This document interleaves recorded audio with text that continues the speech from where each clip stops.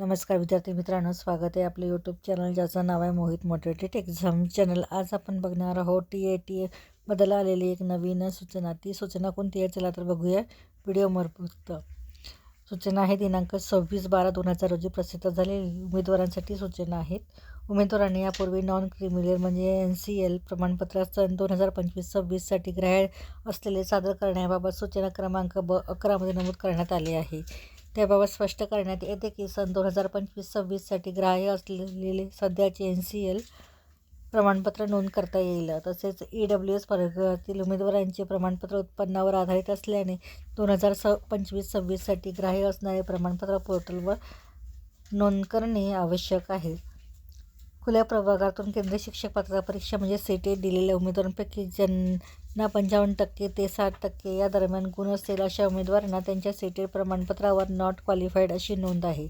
त्यातील ज्या उमेदवारांकडे सदर परीक्षेसाठी अर्ज करण्याच्या वेळी कोणत्याही आरक्षणाचे प्रमाणपत्र उपलब्ध असेल तर त्यांच्याकडे असलेल्या आरक्षणानुसार लागू सूट किंवा सवलत मिळेल। सदर परीक्षेसाठी अर्ज करण्याच्या वेळी आरक्षणाचे प्रमाणपत्र नसेल तर त्यांना सूट किंवा सवलतीचा लाभ घेता येणार नाही। सबब ज्यांच्याकडे अशी प्रमाणपत्रे त्यावेळी नसतील तर त्यांनी सदर परीक्षेतील पेपर 1 व पेपर 2 गुणांची 55% ते 60% दरम्यान गुण नोंद करू नये। अशी नोंद केल्यास संबंधित उमेदवार त्यास जबाबदार राहील। शिक्षक अभियोगिता बुद्धिमत्ता चाचणी म्हणजेच TAT 2025 परीक्षेच्या वेळी अर्ज करताना उमेदवारांना त्यांचे 2 मोबाईल क्रमांक नोंद करण्याच्या सूचना दिल्या होत्या, परंतु काही उमेदवारांनी परीक्षा एकाच मोबाईल क्रमांक नोंद केली आहे व सदर मोबाईल क्रमांक कार्यान्वित नसेल तर त्यांना पवित्र पोर्टलवर स्वप्रमाणपत्र पूर्ण करता येत नसल्याची विनंती अर्ज प्राप्त होत आहेत। ज्या उमेदवारांना स्वप्रमाणपत्र पूर्ण करण्यास OTP अनिवार्य असल्याने त्यांच्या सध्याचा मोबाईल व पोर्टलवर असणे आवश्यक आहे।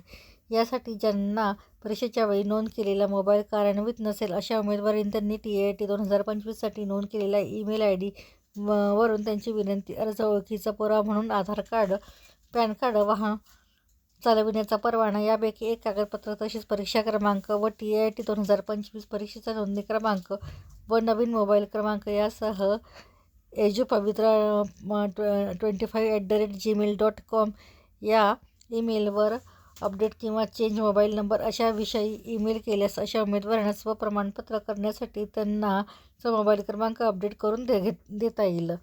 पवित्र पोर्टल अथवा अन्य पदभरतीमधून यापूर्वी प्रकल्पग्रस्त, भूकंपग्रस्त, माजी सैनिक इत्यादी एक वेळ लाभ देय असणाऱ्या प्रमाणपत्राचा लाभ घेऊन सेवेत रुजू असलेल्या उमेदवारांना पुन्हा त्या प्रमाणपत्राचा लाभ देय नाही।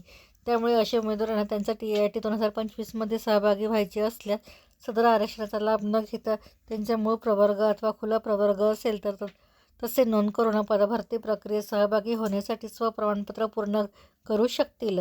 ज्या उमेदवाराकडून चुकीची नोंद झाल्यामुळे ती दुरुस्त करायची असेल आणि स्वप्रमाणपत्र प्रमाणित म्हणजे सेल्फ